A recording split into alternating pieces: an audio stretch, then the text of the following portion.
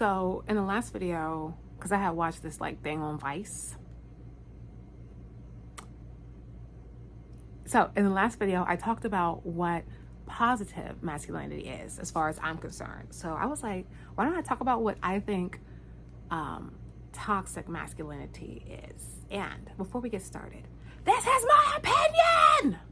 I just love that meme sound, so I always do it now. But this is what I think toxic masculinity is. So first, imposing your will on others. Like, just because you want something to be a certain way, like you are trying to control other people's lives and make them do what you want them to do. Like, you're imposing your will on others, and like you don't have a right to do that. So once again, just like a positive masculine man is someone that I respect, a toxic masculine man is someone that does things that I don't respect. Okay? So like imposing your will, trying to force your lifestyle choices on other people, to me is toxic. Okay? Toxic. Second, being a hater, being a full-fledged hater, being a hater, like Twitter fingers McGee in the comments as a man, as a full-grown man. Like, if you're a teenager, whatever, I don't care, you know, because he ain't no man anyway. If you're a boy, a child, you literally ain't a man yet, so it doesn't even matter. But I'm not even talking to you. But like toxic masculinity is Twitter fingers. Like, oh my gosh, like the guy who commented saying that I was he said I was like disloyal or something because I said that I don't care who you are, if you are disrespectful to me and you mistreat me and whatever, that I will cut you off, and I don't care who you are. So he said I was basically incapable of loyalty because I cut people off quick. And I was like, well, if that's the case, then fine, you know, so be it, because whatever. I don't care. I'm going to do it anyway, because why would I continue to be with detractors? I don't do that.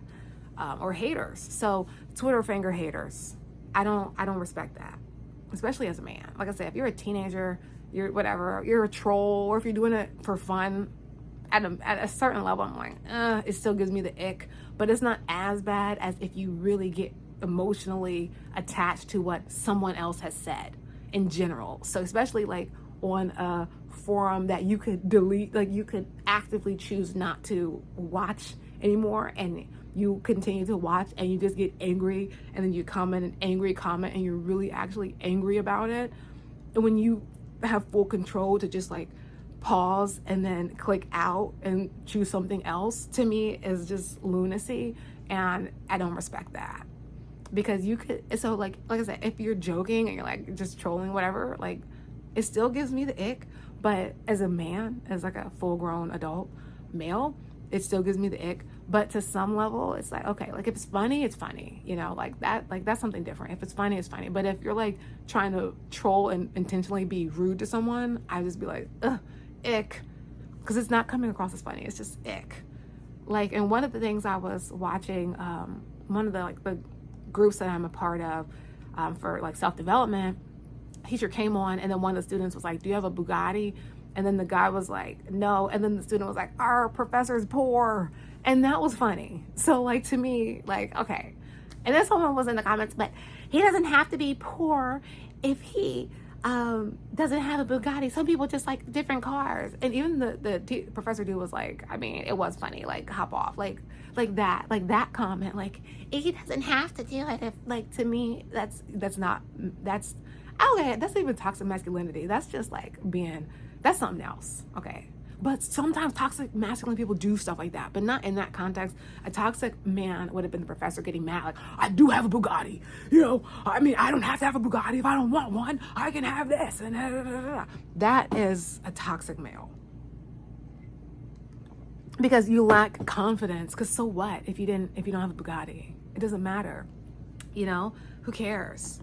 So if you took it to heart and like got all angry about it, to me, that's toxic masculinity. And that shows that you don't have confidence. Like you don't feel worthy in some place of your life. And that can turn into toxicness when men are taught, or boys are taught, to like be angry to some level and like be forceful and so like when that happens, if you are not in control of your emotions, you don't know who you are, they're going to overreact and be a Twitter fingers monster. And to me, that's not masculine. That's toxic. Very toxic. Another thing I would say is like being rude and disrespectful to like wait staff, and like just being a jerk in general to people that are beneath you, if that makes sense. Mistreating people that you are responsible for is a huge toxic trait, and people that you feel like you have authority over, like if there's a manager who mistreats their assistants or whoever reports to them and things like that, to me that's toxic. Because you know, those same men, those toxic men will, when their manager says something, they'll like lick the bottom of their shoe to impress and to suck up. They'll lick the bottom of their shoe, do whatever, and then come and try to exert their authority on people that they feel like they have power over. And to me, that's some weak A stuff. And therefore, that's toxic masculinity, because you feel powerless in these situations. So you have to overly exert your authority and dominance on people that are beneath you, or people that you're stronger than, or people that you can exert your authority over. That's toxic masculinity. Second, or I'm on like the fourth thing. Next thing that is toxic masculinity to me is like the competition again, because like in the previous video I mentioned that there's a healthy competition that I think is a positive masculine trait, but there is a negative competition trait that is so it's like the same thing but just different sides of the coin for men. Because like this, for the example that I gave before, a positive masculine thing would be, okay, my neighbor just got a movie theater, so I have this extra money. I'm still going to invest in whatever I was going to do with that. I'm still going to do my plans. And though eventually I'm going to have my movie theater. I'm going to get me a movie theater. Or I'm going to get me a whatever I'm trying to get. But I don't have to do it right now to deprive myself of something else if it wasn't in my plans. I'm not doing it just because this person next to me is doing it. I'm still doing my plan. But now that I see this person having it, okay, I might do it, but I'm not. Like, if I can just drop it and get it and it's not going to negatively impact anything, and now I'm going to do it because this person does it, fine. But if it's going to take away from something that you or I was already planning on doing, and now because this other person's doing it, now I got to drop everything I'm doing because I want to one up everybody and feel like I'm the best, and externally, and then I put other plans and potentially mess something else up long term because of this gratification and this need to be better than the person next door, then to me that's toxic. Because now people that are relying on you, including your own way of life, is now going to be obstructed and sidetracked because of your foolishness, because of your need to keep up with the Joneses, because of your lack of self-confidence and your lack of feeling worthy. Now everybody has to suffer because of your lack mindedness, and that's toxic, period. Another thing to me that's like toxic masculinity is having a bunch of women. Because personally, whenever there's a man that has a long Rolodex of women, I just assume he's on the down low. That's just my personal thing. If you just always gotta have women, you always gotta like exert your macho-ness and like, or if he's super angry at women and just mistreats women and just lies and just has a never-ending stream and cycle of women, I just automatically assume he's down low. That's just my assumption, and it might not be true, but that's what I assume. If you just can't control yourself and you just can't get enough, to me it seems like you are seeking something that the women cannot provide to you. So perhaps it's a different version of a human that you are looking for, which might be a man, which might be someone else who identifies as something different. You might be looking for something else. So I think I always just assume that he's on the down low. And also, it just seems to me like that you might be lacking something, because when you're young, and I'm not, because this is the thing also, I'm not talking about like teenagers, I'm not talking about young people. Like when you're young and your frontal lobe hasn't even fully developed yet and you're living your life, like whatever, you're gonna be whatever. But when you get to a point of awareness, like after 25, 26, it might be time to reevaluate how you're doing things. You know, like you don't feel like you're worth not just slinging your thing into anything. I don't know. And I'm not saying like that if you have a proclivity or something that you like, that you should deprive yourself. No, I'm not saying that. Or that it means there's something wrong with you. To me, though, if you just can't get enough of anything, you just always need and need and need, that's toxic. Because you can like what you like and still maybe deal with like a couple of people, rather than you just have a person for every day of the week. Because when you just absorb like that, there's no end point. You might start doing animals at some point. I don't know. It's weird. You know? And so if you are a person and you just like hear what I'm saying. Like if you like women and you like men that have like surgery to have, top parts, fine. If you like trans women, fine, whatever. But if you have a Rolodex of people non-stop in general, then to me, you got something else going on with you, and that's toxic, period. The next thing is toxic is like when they just like hate like gay men. Then I think, oh, you're down low too. Like in a certain way, because if you just don't agree with how someone else lives their life, or if because of trauma you're just angry at how that person, because of what they represent, that maybe something happened to you, I can respect that and I can understand that.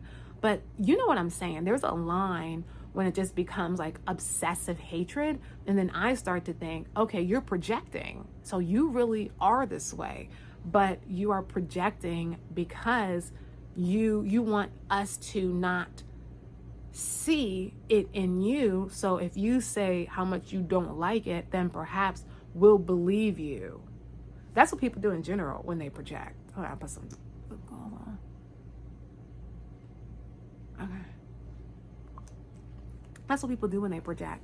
It could be with anything. It could be like someone who doesn't like that someone else talks a lot, or that someone will say like, oh, this person's such a gossiper, but then you sit down and then they're gossiping about like everybody under the sun. But I thought you didn't like that this person was two-faced and a gossiper, but look at what you're doing.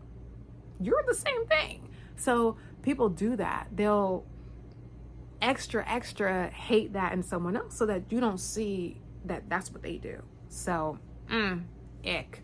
And like, why are you hating on what someone else is doing? Like, any time someone is so easy to trigger, and you don't know, is this person going to get in a fight while wherever we're going? Like, I've stopped hanging with people like this. I don't like to be around people that I have to think, what if they get in a fight? I don't want to have to think about that. I don't want to go with you and feel like, oh man, you're going to be in some mess. Because I'm not doing that. I'm past that. I don't want to experience that. So as a man, I think it's toxic if you're around him and he's fighting people. But then them same people, just like the example I gave earlier, them same people, when it's a real big dog who can really do something, then all of a sudden they don't have nothing to say. Like, you ready to go when, arguing with women. Oh my gosh, that is so toxic. If you argue with women, I can't rock. I just think you're a toxic man. Women that argue with men are toxic. Women that argue with women are toxic.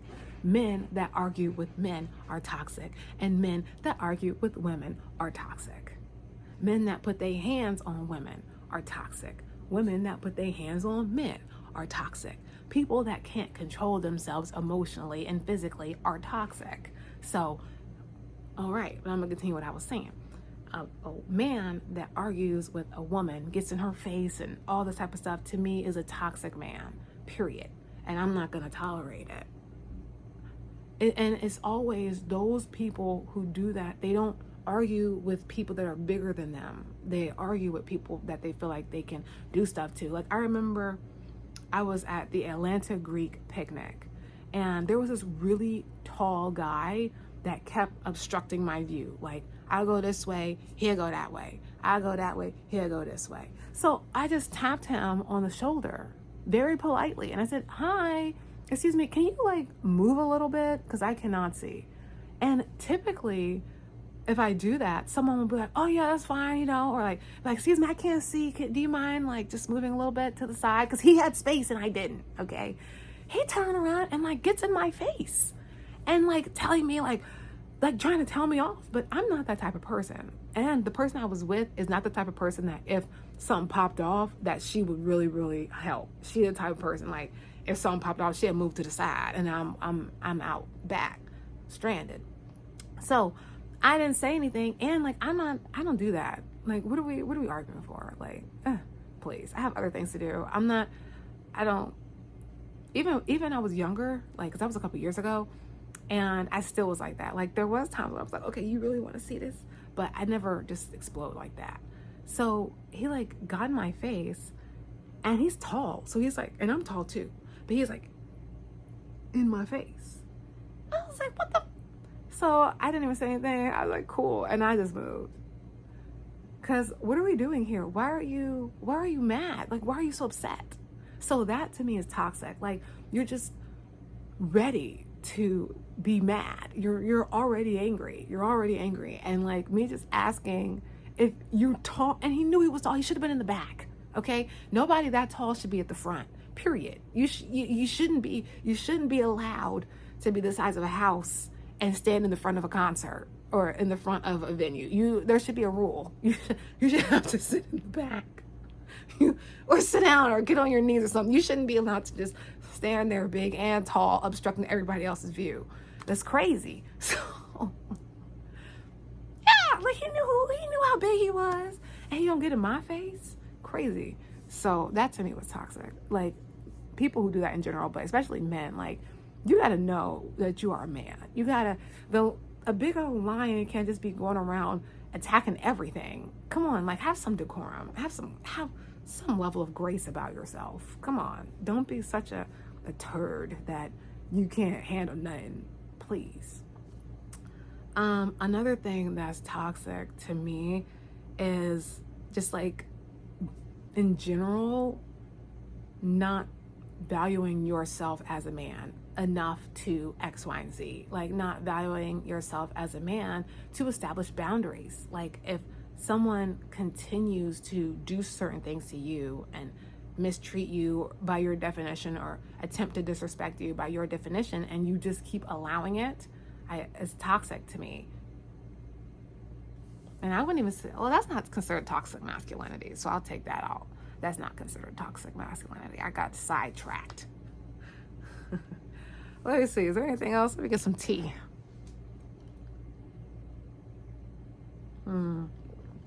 Okay, let me see. Oh, toxic masculinity is not feeling like you can express a softer side of yourself because you feel like you'll be less of a man. Like, toxic masculinity is not allowing yourself to express how you feel in a certain way, because then you end up exploding. Not allowing yourself to be there for your children when they need you, abandoning your children, stuff like that. Not being a support system for your partner, not giving them hugs, not feeling like you can be affectionate to those around you because it will make you less of a man to do those things. Not being present for important moments for your children because it will make you feel less than. And like, listen to the reasoning, because there are some times when you're like, as a positive man or whatever, perhaps where you can't be at every engagement, you can't be at every soccer game, you can't be at every basketball game. That's not what I'm talking about. But like, not even trying because, and your reason is not because I have to work, your reason is not because whatever, your excuse is, oh, well, that will make me less of a man. I'm a man, so I can't hug somebody. You can't thank me. I can't, like that. I'm a man. And that's toxic to me. And it's usually that type of thinking is because of where the person grew up, but it doesn't mean it's not toxic, you know? And then people say, well, like they try to use excuses. Excuses are the tool of weak and incompetent built upon monuments of nothingness, and those who specialize in using them seldom amount to anything other than excuses. So if all you keep doing is giving me excuses and excuses and excuses of why you can't do something, you're not even trying, you know, you're not even like making an effort to do something. You're just happy to be stuck in your ways and happy to use your excuse of whatever you decided to use that as an excuse as a reason why you don't do those things. And it doesn't have to be permanent, because there are a lot of things that start out as excuses but then turn into reasons why you decide to do this thing. Because you could be the type that is like, oh, well, my dad didn't give me hugs, so I'm going to make sure that I give my children hugs. You could be that, but instead you're using the excuse of, well, my dad didn't do it to me, so I'm not going to do it to my children. My dad wasn't there for me, so I'm not going to be there for my children. And I'm not there for you because I didn't have that thing. Rather than, oh, I didn't have this thing, so I'm going to do this thing for the next person. That's toxic. That's toxic. And it shows up with like guys as well, because it's like, oh, well, I gotta be a man. I gotta be a man. And it's like, if that's your definition of what a man is, that's fine. That's on you. But to me, that's toxic. You being able to break those things, because like you knew what it felt like not to have that. So why would you want to put that on someone else? Well, some people really believe that, and that's fine, but that's my opinion. That's my opinion. Okay, well, I'm done now.